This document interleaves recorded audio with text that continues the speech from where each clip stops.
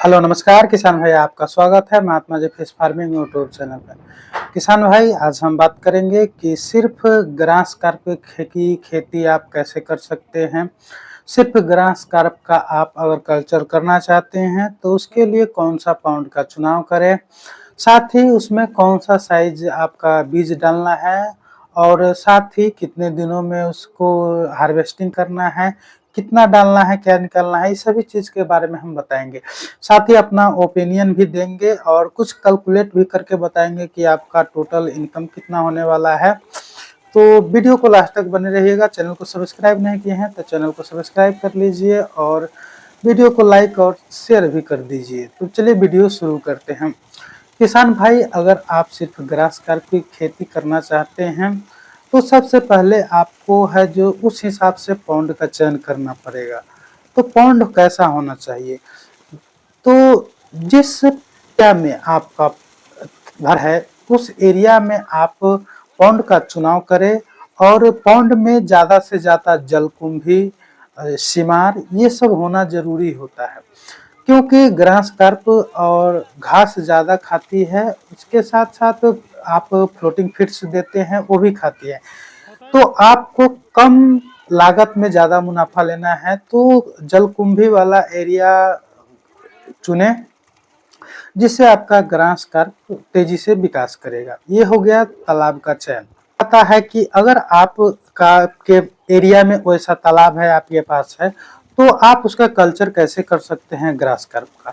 जी हाँ, grass carp का अगर अब आती है सीड्स की बात, आपको 200 से 250 ग्राम से ऊपर का साइज ही उसमें डालना होगा, तब जाके आप उसको 7 से 8 महीने में 2 किलो 3 किलो तक हार्वेस्टिंग कर पाएंगे, तो अच्छा खासा आपका मुनाफा देखने को मिलेगा। किसान भाई, अगर ग्रास कार्प का सीड्स आपको फरवरी से मार्च टाइम तक डाल देना है, तब जाकर आप उसका हार्वेस्टिंग अक्टूबर नवंबर तक करेंगे और अच्छा रिजल्ट देखने को मिलेगा। अब बात आती है कि किसान भाई, 1 एकड़ में ग्रास कार्प, सिर्फ ग्रास कार्प की अगर कल्चर करना चाहते हैं तो कितना बच्चा डालना चाहिए।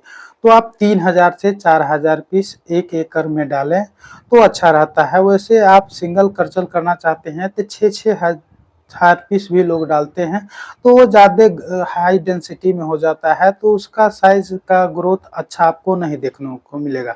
लेकिन अगर आप 3 से 4000 के बीच में अगर डालते हैं तो उसका साइज 2 किलो 3 किलो 4 किलो तक भी ग्रास कार्प का 1 पीस का साइज चला जाता है। तो इसमें आपका एवरेज 2 किलो तक आपका आराम से हर पीस आ जाएगा। किसान भाई, इसके अलावा आपको है जो ग्रास कार्प का कल्चर सिर्फ करना चाहते हैं तो आपको घास का खेती करना पड़ेगा। घास के खेती में आप बरसीम कर सकते, माखन कर सकते हैं, जनेरा कर सकते हैं, इस सब चीज़ का आप खेती करें और सुबह शाम पौंड में घास खिलाएं, किसको दे। अब बात आती है कि कुछ कैलकुलेट करके बताता हूँ। अगर मान लीजिए आप 4000 पीस डालते हैं तो गुने 2 करते हैं तो 1000 केजी मछली होता है और मल्टीप्लाई 2 करते हैं तो 16 लाख के आसपास उसका हार्वेस्टिंग होता है। अब बात करते हैं कि फिश सीड्स का कॉस्ट कितना लगेगा। तो किसान भाई, अगर 4000 पीस अगर आप डालते हैं 250 ग्राम के हिसाब से, तो आपका 10 कुंटल के आसपास सीड्स होता है। अगर 300 रुपये भी अगर सीड्स आपको मिल जाता है, हालांकि उसे सस्ता मिलता है ग्रास कार्प का सीड्स 200-250 ग्राम का 200 250 280 ऐसे आपका मिल जाता है। अगर 300 भी अगर एवरेज लेकर चलते हैं तो आपका फिश का जो कॉस्ट होता है करीब करीब 3 लाख के आसपास हो जाता है। कुछ आपका उसमें एक्सटर्नल खर्चा जोड़ लीजिए 2-4 लाख रुपया और हो जाएगा, फिर भी आपको शुद्ध बचत 10 लाख रुपया से ऊपर का इनकम आपको हो जाएगा। अब बात आती है कि मेरा ओपिनियन, हम अपना ओपिनियन बताते हैं कि अगर आप सिर्फ ग्रास कार्प की खेती करना चाहते हैं, मेरा ओपिनियन है, तो ऐसा ना करें। उसमें कुछ रेहू, कतला, कमन, बिकट ये सब भी मिक्स करें, ताकि आपका अगर मान लीजिए ग्रास कार्प की कल्चर अगर संभलता नहीं है तो दूसरा मछली आपको कॉस्ट ऊपर कर देगा, कुछ इनकम देकर चला जाएगा। किसान भाई, अगर ये वीडियो अच्छा लगे तो वीडियो को शेयर कीजिए। मिलते हैं अगले वीडियो में, जब तक के लिए नमस्कार। हेलो नमस्कार किसान भाई, आपका स्वागत है Mahatma ji fish farming YouTube channel पे। किसान भाई, आज हम फिर आ गए हैं अपने पॉन्ड पर, जो कि आप देख रहे हैं। और ये मेरा पॉन्ड है, और आज हम फिर एक वीडियो बनाने वाले हैं जो इसमें हम आपको कॉमन कार्प फिश के बारे में आपको हम बताएंगे। किसान भाई, आज हम बात करेंगे कॉमन कार्प के बारे में, जो कि पेटला जिसे लोग जानते हैं, गोल्डन फिश जानते हैं। इस मछली के बारे में आज हम इस वीडियो में आपको फुल जानकारी देंगे। इसका पालन कैसे करना है, इसको खिलाना क्या है, इसका ग्रोथ रेट क्या है। अगर इसका आप फिश फार्मिंग करते हैं कॉमन कार्प का, तो आपको कितना मुनाफा होने वाला है, कितने दिनों में इसका साइज कहाँ तक चला जाता है, इस सभी चीज़ के बारे में बताएंगे। साथ ही बताएंगे कि इस मछली का कलर, रंग, प्रजाति, बढ़ने का स्थिति, सभी चीज़ के बारे में बताएंगे। साथ में बताएंगे कि अमूल कार्प और मिरर कार्प, जो कि गोल्डन का ही प्रजाति होता है, गोल्डन फिश का ही, और इसके बहुत सारे प्रजाति होते हैं। मुख्यतः हमारे यहाँ 3 प्रकार के फिश फार्मिंग की जाती है, गोल्डन कार्प और अमूल कार्प। इसमें नया एक मिरर कार्प भी आ गया है, उसके बारे में भी बताएंगे। और साथ में बताएंगे कि आप इसे कैसे पहचान सकते हैं कि कौन फिश क्या है। ज़्यादातर किसानों को नहीं पता होता है कि इसका नाम क्या है, एक्चुअल नाम क्या है, लेकिन उन्हें लोग कलर और रंग के हिसाब से गोल्डन कार्प के नाम से ही जानते हैं या कॉमन कार्प के नाम से ही जानते हैं। तो चलिए शुरू करते हैं वीडियो। बात करते हैं कि कॉमन कार्प के बारे में अधिकांश किसान भाइयों को मालूम होगा कि कॉमन कार्प का रंग गोल्डन कलर का होता है, इसीलिए इसे गोल्डन कार्प भी कहा जाता है। कॉमन कार्प फिश का शरीर गठीला होता है और वो ज़्यादा लंबा नहीं होता है। उसका पेट निकला हुआ होता है, मुंह छोटा सा होता है, उसे कॉमन कार्प के नाम से जाना जाता है। साथ में अमूल कार्प, कॉमन कार्प की तरह अमूल कार्प का शरीर एक जैसा नहीं होता है। अमूल कार्प आपको देखने में लंबा दिखाई देता है और उसका शरीर गठीला नहीं, सुडौल होता है। कॉमन कार्प की तरह गठीला उसका शरीर ना होकर सुडौल होता है और एकदम लमसर, जिसे लोग कहते हैं, लंबा होता है, रोहू की तरह, ग्रास की तरह। तो अमूल कार्प लंबा होता है और उसका कलर भी गोल्डन कार्प की ही तरह होता है, गोल्डन कलर होता है।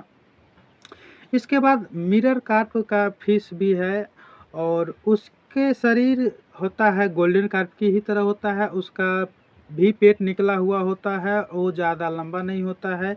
कुछ फिश उसमें लंबा भी होता है, लेकिन उसके अगर उस पर जो स्कल होता है, चोइटा होता है, वो बड़ा बड़ा चोइटा आपको होता है, वीडियो में आपको दिखाई दे रहा होगा।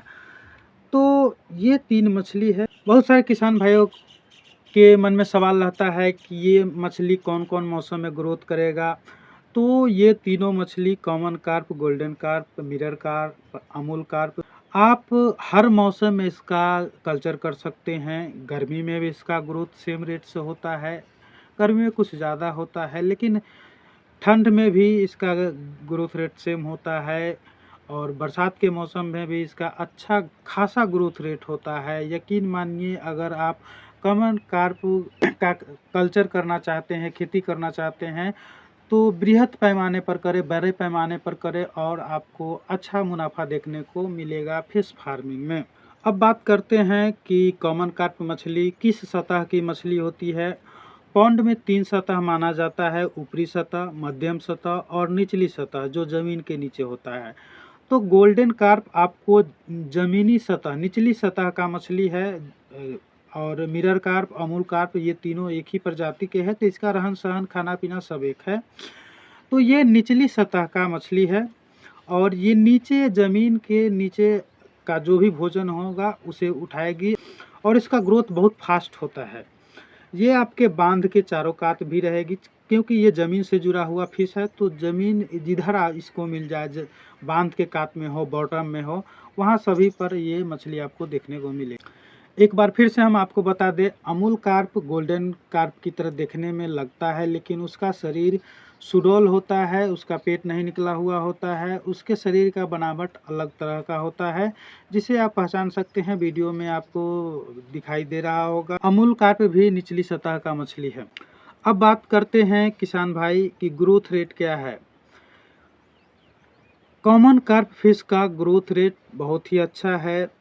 अगर आप फिंगर साइज मछली पॉन्ड में डालते हैं, तो एक साल के अंदर आपका मछली 1 केजी से 1.5 केजी तक आसानी से पार कर जाता है। बहुत सारे मछली आपको 2 किलो तक भी चला जाता है। अगर आप 100 ग्राम, 200 ग्राम, 250 ग्राम का साइज़ रखते हैं तो यकीन मानिए आपको 7 से 8 महीने में 3 केजी, 4 केजी, 5 केजी तक भी चला जाता है।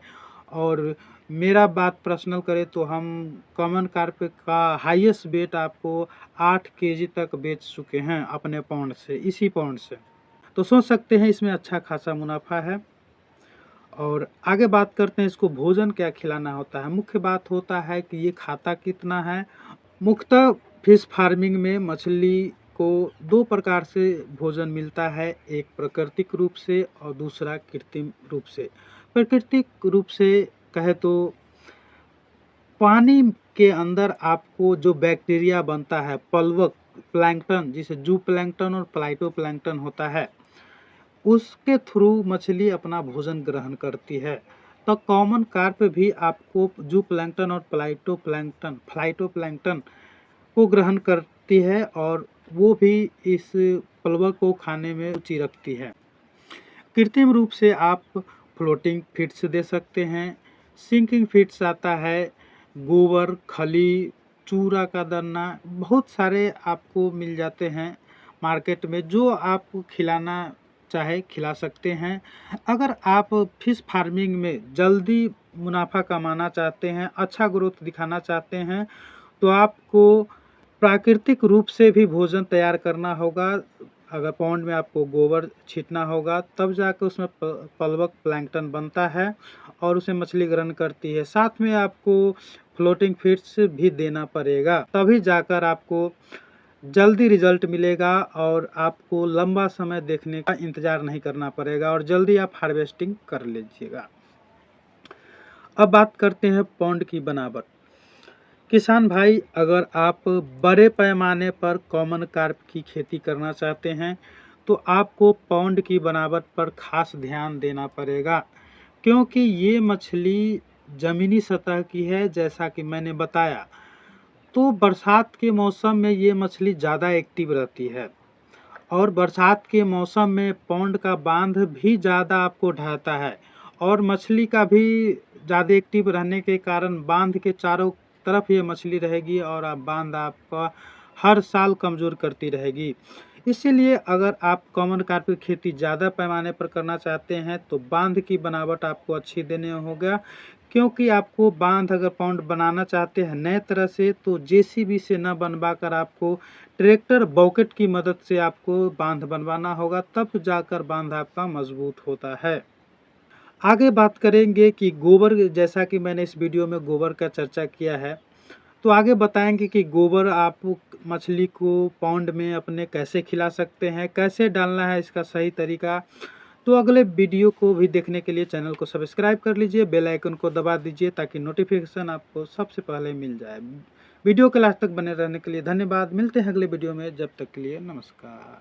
हेलो नमस्कार किसान भाई, आपका स्वागत है Mahatma ji fish farming YouTube channel पे। किसान भाई, आज हम बात करने वाले हैं पंगास फिश का जो सीड्स होता है उसके स्टॉक के बारे में। जी हाँ, ठंड का समय आ गया है और अब है जो पंगासियस फिश सीड्स स्टॉक लोग करना शुरू कर दिए हैं। तो इस वीडियो में हम बताएंगे कि पंगासियस फिश स्टॉक कैसे करना है, इससे पहले आपको क्या क्या तैयारी करना है। साथ में ये भी बताएंगे कि अगर आप नए फार्मर्स है, अगर पंगासियस फिश स्टॉक करना चाहते हैं तो सही तरीके से कैसे कर सकते हैं और कुछ सामान आपको इकट्ठा करना पड़ेगा, इसके बारे में भी हम वीडियो के लास्ट में ज़रूर बताएंगे।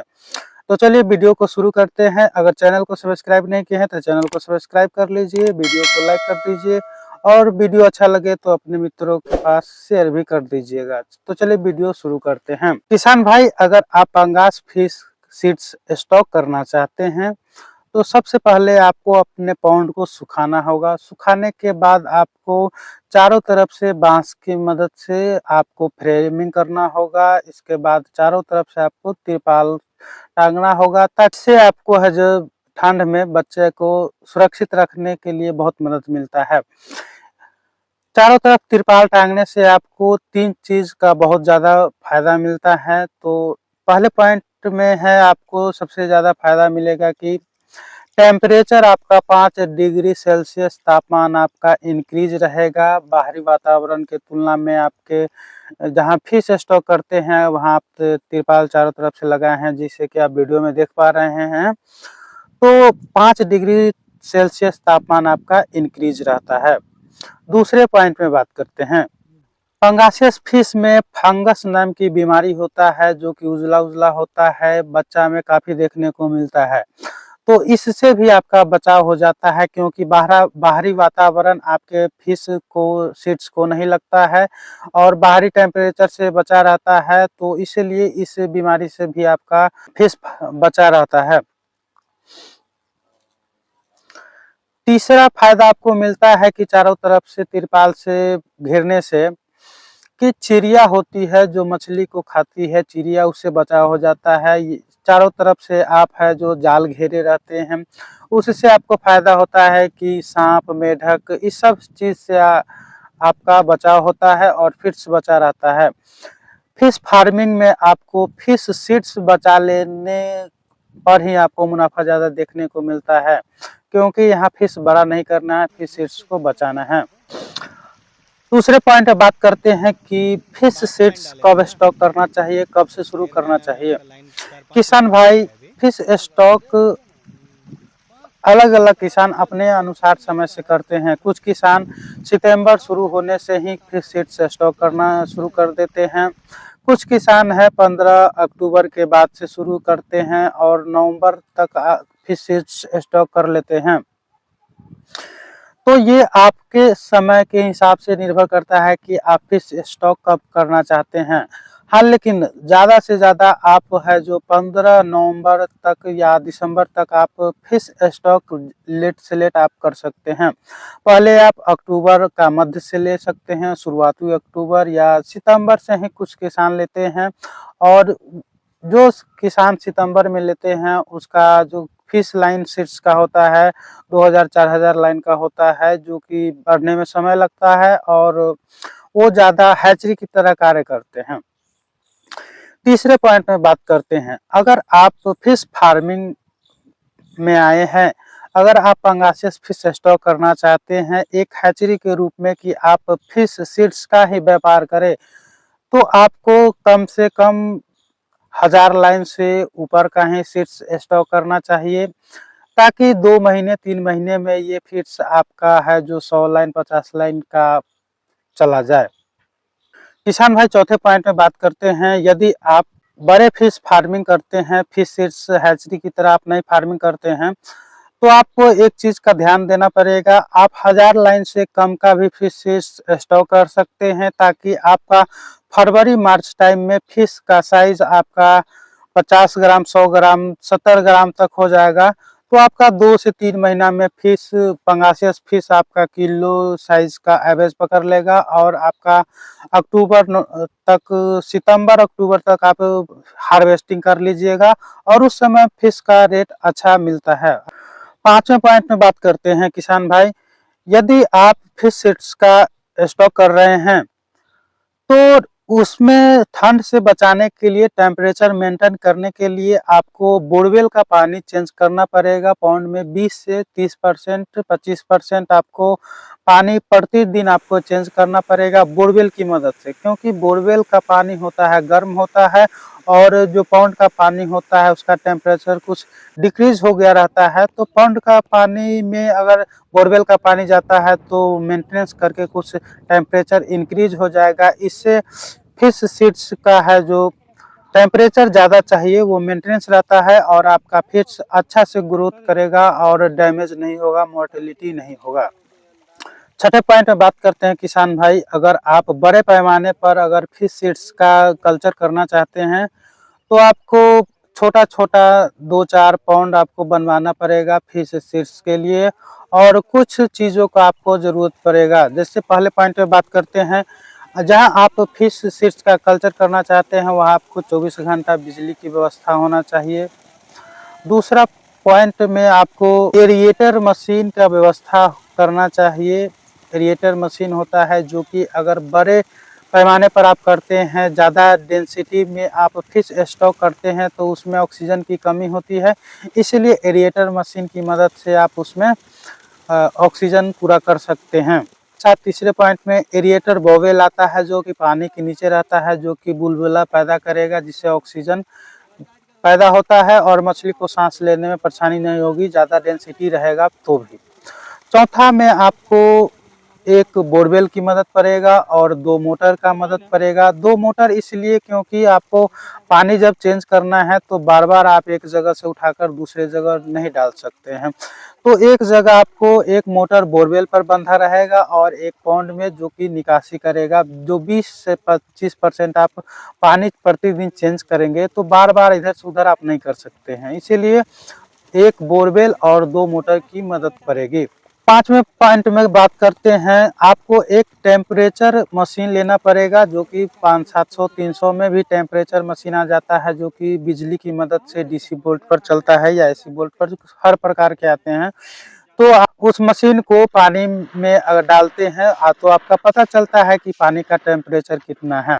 छठे पॉइंट में बात करते हैं कि अगर आपका वातावरण ज़्यादा शुष्क क्षेत्र में है, ज़्यादा ठंडा पड़ता है तो आपको कुछ 1000-2000 वाट का हाइलोजन का भी ज़रूरत पड़ेगा, जिससे आपका जब फिश सीड्स जहाँ रहता है चारों तरफ से तिरपाल रहता है तो उसमें टेम्परेचर मेंटेन करने के लिए आप हाइलोजन का भी यूज कर सकते हैं, जला सकते हैं, जिससे फिश का पॉन्ड में टेम्परेचर मेंटेनेंस रहेगा और टेम्परेचर मीटर की मदद से आप टेम्परेचर देख सकते हैं। किसान भाई, ये थी ये वीडियो अच्छा लगे तो वीडियो को लाइक कर दीजिए, चैनल को सब्सक्राइब अभी तक नहीं किया है तो चैनल को सब्सक्राइब भी कर दीजिए, वीडियो को शेयर भी कर दीजिए। मिलते हैं अगले वीडियो में, जब तक के लिए नमस्कार। तो नमस्कार किसान भाई, आपका स्वागत है Mahatma ji fish farming YouTube channel पे। किसान भाई, आज हम आपको बताने वाले हैं कि पॉन्ड में डीएपी और यूरिया का यूज कब किया जाता है, कौन सी परिस्थिति में आप डीएपी यूरिया का यूज करते हैं। अगर आप डीएपी यूरिया का यूज करना चाहते हैं तो कब करना चाहिए, कितना करना चाहिए और क्यों करना चाहिए, इस सभी चीज़ के बारे में हम इस वीडियो में बताने वाले हैं। तो वीडियो चैनल पर नए हैं तो चैनल को कर लीजिए सब्सक्राइब और वीडियो को कर दीजिए लाइक। किसान भाई, अगर आप फिश फार्मिंग करना चाहते हैं तो मेरे चैनल को वॉच करते रहिए और नोटिफिकेशन बंद है तो नोटिफिकेशन को कर लीजिए ऑन। किसान भाई, अगर डीएपी यूरिया आप डालना चाहते हैं तो क्यों डालना चाहिए। जब आपके पॉन्ड में पानी है जो मिट्टी की तरह लगता है, पानी में कोई टेम्पर नहीं रहता है, पानी में कोई भी खाना नहीं बचा रहता है, पानी एकदम आपका सादा व्हाइट दिखेगा, तब आप जाकर डीएपी और यूरिया दोनों का यूज कर सकते हैं। डीएपी यूरिया डालने से होता क्या है किसान भाई, जब डीएपी यूरिया आप डालते हैं तो पॉन्ड में आपका जू प्लैंकटन और प्लाइटोप्लैंकटन का विकास होता है, जिससे आपका भोजन तैयार हो जाता है और कॉमन कार्प, बिझट मछली और कतला मछली जो ऊपरी मछली है उसका भोजन तैयार हो जाता है। साथ में रेहू मछली भी जू प्लैंकटन का ग्रहण करती है, जिसके कारण मछली का विकास तेजी से होता है। अब बात करते हैं किसान भाई कि आप पॉन्ड में कितना डीएपी डाल सकते हैं और कितना यूरिया डाल सकते हैं, पर एकड़ और कट्ठा के हिसाब से भी हम आपको बताएंगे। किसान भाई, डीएपी आपको पर कट्ठा 1 केजी से लेकर 2 केजी के बीच में आप डाल सकते हैं। एकड़ की बात करें तो आप 20 केजी से लेकर 40 से 45 केजी तक आप 1 एकड़ में डाल सकते हैं, 1 बीघा में डाल सकते हैं। वही यूरिया की बात करें तो यूरिया आप 500 ग्राम पर कट्ठा डाल सकते हैं और बीघा की बात करें, एकड़ की बात करें तो 10 से 12 किलो यूरिया आप डाल सकते हैं। अब इसका कब डालना चाहिए, इसका यूज कब करना चाहिए। जब आपका धूप निकला हुआ रहता है उस समय आप अपने पॉन्ड में यूरिया और डीएपी दोनों एक साथ में पॉन्ड में डालें, तब जाकर अच्छा रिजल्ट मिलता है। कुछ किसान करते हैं कि सिर्फ यूरिया का डाल देंगे और उसको जो रिजल्ट मिलना चाहिए वो रिजल्ट नहीं मिलता है। इसलिए बाद में बोलते हैं कि यूरिया काम नहीं करता है। तो इस बात का ध्यान रखें कि जब भी डालें डीएपी और ये यूरिया एक साथ ही डालें। किसान भाई अगले वीडियो में हम बताएंगे कि एसएसपी का यूज कैसे करना है पॉन्ड में, सिंगल सुपर फॉस्फेट का यूज कैसे करना है, इसके बारे में हम अगले वीडियो में जरूर आपको बताएंगे। वीडियो अच्छा लगा तो वीडियो को कर दीजिए लाइक, चैनल को अभी तक सब्सक्राइब नहीं किए हैं तो चैनल को कर दीजिए सब्सक्राइब। मिलते हैं अगले वीडियो में, जब तक के लिए नमस्कार। हेलो नमस्कार किसान भाई, आपका स्वागत है Mahatma ji fish farming YouTube channel पे। किसान भाई ठंड का मौसम आ गया है और आज हम बात करने वाले हैं कि मछली में कि जैसा आप देख रहे हैं लाल दाग होना, घाव हो जाना, पूंछ सड़ना या उसका पंख होता है उसको सड़ना, इस तरह की बीमारी आपको ठंड के मौसम में मछली में ज़्यादा देखने को मिलता है। इसके कारण फिश फार्मिंग में लोग, फिश फार्मर परेशान रहते हैं और फिश मरना शुरू हो जाता है। तो बहुत सारे किसान भाइयों को नहीं पता होता है कि ऐसी बीमारी में किस मेडिसिन का यूज़ करें, कितना करें, कब करें। तो इस वीडियो में सभी चीज़ हम आपको बताएँगे। साथ में बताएँगे कि पहले कौन-सा दवा यूज़ करना है, इसके बाद अगर ठीक नहीं होता है फिर कौन यूज़ करना है। जो आपके पास उपलब्ध होगा वो आप आसानी से यूज़ कर सकते हैं। इसमें 3-4 दवा हम बताएँगे और आपको 100% रिज़ल्ट मिलेगा। अगर इस चीज़ का यूज़ करते हैं तो फिश आपका बच जाएगा। किसान भाई कई बार है आपको यह बीमारी बरसात के मौसम में भी देखने को मिलता है, जैसे कीड़ा होना, कीटाणु होता है, कुछ लाल दाग हो जाना, ये सब बरसात के मौसम में भी देखने को मिलता है। तो आप ठंड में तो ज़्यादा परेशानी होती है मछली मरने का और बरसात में भी होता है, तो आप दोनों मौसम में इस चीज़ का यूज़ कर सकते हैं। अब बात करते हैं बीमारी के बारे में बात करते हैं। तो मछली में लाल दाग होना, पूँछ सड़ना या पंख सड़ना, परजीवी के कारण कुछ शैवाल कीटाणु होते हैं, इसके कारण ये सब बीमारी होती है। इसका मुख्य कारण होता है कि पानी में जब इन्फेक्शन हो जाता है, इन्फेक्शन फैलने के कारण कीड़ा उसमें उत्पन्न होता है और कीड़ा आपके फिश पर जाकर बैठती है, जिसके कारण फिश में बीमारियाँ फैलना शुरू हो जाती है। तो इसके इलाज के बारे में हम बताएँगे। सबसे पहले आपको पानी टेस्ट कराना है। पानी टेस्ट में आप पीएच, नाइट्रेट और अमोनिया टेस्ट करा सकते हैं। इसके बाद आप ट्रीटमेंट शुरू कर सकते हैं। अगर आपके पास पोटेशियम परमैंगनेट उपलब्ध हो, जिसे KMnO4 भी कहा जाता है, तो आपको 1 एकड़ में 400 ग्राम आपको KMnO4 100 लीटर पानी में आपको डाइल्यूट कर लेना है। इसके बाद पॉन्ड में आपको छिड़काव कर देना है, ये पहला तरीका हो गया। दूसरा तरीका होता है कि आपको पॉन्ड में नेटिंग करना होगा। नेटिंग में जाल में जो भी मछली आती है उसमें पोटेशियम परमैंगनेट एक ड्राम में या किसी चीज़ में आप घोलकर मछली के ऊपर डायरेक्ट मार दें। इसके बाद 15 दिनों के बाद फिर से जाल लगाएँ, चेक करें मछली का में क्या रिज़ल्ट आया है, घाव में क्या सुधार आया है। अगर आपको कुछ रिजल्ट नहीं मिलता है तो दूसरे पॉइंट में हम बताते हैं कि आपको क्या करना है। दूसरे पॉइंट में बताते हैं BKC 80% आता है, सेनोक्स 80%, गोदरेज का आता है जो कि आप देख रहे हैं। बहुत सारे कंपनी है जो कि इसमें BKC 80% आता है। उसका मुख्य काम होता है डिसइंफेक्टेंट करना, यानी पानी में जो भी इन्फेक्शन होगा उसको डिसइंफेक्टेंट करेगा। साथ ही लाल दाग धब्बा होता है, घाव बहुत लगता है मछली में, पंख सड़ता है, पूँछ सड़ता है, तो इस सभी चीज़ में वो काम करता है और घाव को हील करने का भी काम करता है।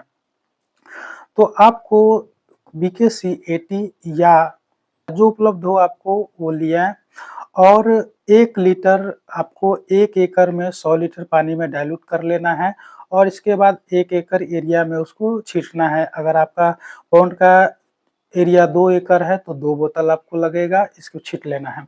इसके 1 दिन बाद आपको क्या करना है, बूटेक्स आता है, एंटी पैरासाइटिक दवा होता है जो कि आपके पॉन्ड में जो कीटाणु होता है उसको मारने का काम करता है। तो आपको 1 दिन बीच करके बूटेक्स का यूज़ कर लेना है। ठंडी के मौसम में बूटेक्स बहुत अच्छा काम करता है। अगर आपके पास बूटेक्स नहीं है तो आप क्लीनर नाम से दवा आता है उसका भी यूज़ कर सकते हैं। जब धूप निकला हुआ रहता है उस समय 100 ml बूटेक्स लेना है, 100 लीटर पानी में डाइल्यूट करके पौध में छींट दें। इसके बाद आपको बीमारी जड़ से ख़त्म हो जाएगा। अगर ज़रूरत पड़े तो आप उसको 1 महीने के बाद फिर से दोहरा सकते हैं। किसान भाई, ये थी मुख्य जानकारी कि अगर आपके मछली मरना शुरू हो जाता है, मछली में घाव हो गया है, पूँछ सड़ना हो गया है, लाल दाग हो गया है, तो इस बीमारी से आप कैसे बच सकते हैं। वीडियो अच्छा लगे तो वीडियो को लाइक कर दीजिए, चैनल को सब्सक्राइब कर दीजिए। मिलते हैं अगले वीडियो में, जब तक के लिए नमस्कार। हेलो नमस्कार किसान भाई, आपका स्वागत है Mahatma ji fish farming YouTube channel पे। किसान भाई, एक नया वीडियो लेकर फिर आ गए हैं इस चैनल पर, और आप देख रहे हैं Mahatma ji fish farming YouTube channel. किसान भाई, आज हम बात करेंगे कि फिश फार्मिंग में गोबर कैसे एक वरदान के रूप में साबित होता है, और किसान भाई इससे कितना फ़ायदा ले सकते हैं, कितना मुनाफा कमा सकते हैं, और फिश फार्मिंग में गोबर का कहाँ-कहाँ यूज होता है, इस सभी चीज़ के बारे में हम इस वीडियो में जानने वाले हैं। किसान भाई, गोबर के 8 यूज़ के बारे में हम इसमें बताएंगे। जी हाँ, 8 पॉइंट रखने वाले हैं कि गोबर को कैसे यूज़ करना है और किस प्रकार से यूज़ करना है, और बात करेंगे कि 1 एकड़ में कितना आपको गोबर डालना है, किस हिसाब से डालना है, डालने का क्या तरीका होता है। डालने का 3 तरीका होता है पॉन्ड में या फिश फार्मिंग में। गोबर को 3 तरीके से डाल सकते हैं। इस सभी चीज़ के बारे में इस वीडियो में जानेंगे, और वीडियो को लाइक कर दीजिए, चैनल को सब्सक्राइब कर दीजिए, और वीडियो अच्छा लगे तो शेयर भी कर दीजिएगा, ताकि शेयर करने से दूसरों को भी फ़ायदा मिल सके। किसान भाई, गोबर के पहले पॉइंट में बात करते हैं कि जब आप गाय या भैंस का गोबर अपने तालाब में डालते हैं, तो गाय के गोबर या भैंस के गोबर में कुछ दाना का अंश मिला रहता है। जी हाँ, उस दाने के अंश मिले होने के कारण मछली उस दाने को डायरेक्ट आहार के रूप में लेती है। और दूसरे पॉइंट पे बात करते हैं किसान भाई, जब आप गोबर को पानी में डायरेक्ट रूप में डालते हैं, तो उससे में कीड़ा होता है, कीड़ा मकोड़ा होता है, उससे कॉमन कार्प फिश डायरेक्ट रूप में कीड़ों को ग्रहण करती है, और उसे कॉमन कार्प का आहार मिल जाता है, और कॉमन कार्प फास्ट ग्रोथ दिखाती है आपके पॉन्ड में। तीसरे पॉइंट में बात करते हैं किसान भाई, तो बकरी का गोबर भी फिश फार्मिंग में डाल सकते हैं, लेकिन बकरी के गोबर को डालने से पहले आपके उसके बीट को चूर्ण बनाकर आपको घोलकर पानी में छिड़काव करना पड़ेगा, तब जाकर फिश फार्मिंग में फिश उसे ग्रहण करेंगे, पॉन्ड में ग्रहण करेंगे।